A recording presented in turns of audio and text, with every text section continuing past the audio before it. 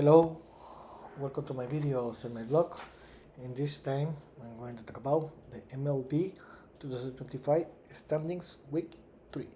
Well, this week was played the third week of the MLB 2025 regular season. So, and then today, so for that reason, I'm recording this video where I'm going to talk about how are both standings are, how the standings are in both leagues in the American National League. So let's start. Well, let's start with the American League, with the East Division where the Blue Jays. Now, for first time in the season, they are leading this division with the best record in the division 97. My favorite team, the New York Yankees, have been struggling in the last 2 weeks, but still they are in the second place in this division with the A7 record. The Red Sox that they are the favorite for several baseball experts have been struggling in this season in the beginning of the season because they have a record below 500 with A9, but in the end they are only 1.5 games below the Blue Jays and a half game behind the Yankees. So the season is still early and they are going to improve a lot. The Rays and the Orioles are in the bottom of this division, where you can see that it's very close the division, but in this because there is only 2.5 games difference from the first place to the last place, but it is still very early the season to see if someone is going to separate or not. In the Central Division, the Tigers are leading this division for a back-to-back weeks with the best record 9-6. The Warriors are in the air trailing then. Them with a A7 record, one game below them. The Royals are there with a 1.5 record. So you can see here that these three teams are fighting for the leading of this division, and in the bottom they create a big gap because in the bottom are the Minnesota Twins and the White Sox, that it look like that these two teams are going to be in the bottom and they're going to be one of the worst teams in the league, and the Tigers, Warriors and Royals will be the only two teams in the division. They are going to fight to win this division.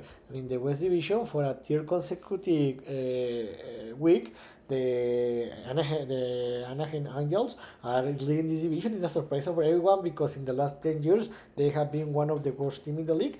They have the best record in this division with a nicer record. The Rangers are a half game below the Angels, and the Mariners are 1.5 game below the Angels, and the Astros are 2 games below the Angels. It looks like that these four teams are going to fight to win this division. The Astros are fighting away, but I think that this is still very early. But I think that in the season, more far, or later in the season, I think that the Angels are going to fall to the last place of this division, and the Rangers, Mariners, and Astros are going to fight to win this division. And it looks like that the Athletics are going to be in the bottom because now they are 3.5 games below the Angels. And in the National League, in the East Division, the Mets are leading this division with their record 10-5, and they have a 1 game advantage against the Phillies 9-6.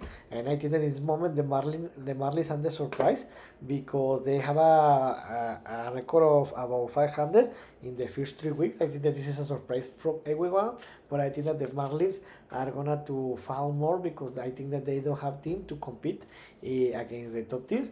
In this moment they have a record of A7. This is great for them, so let's see if they can continue.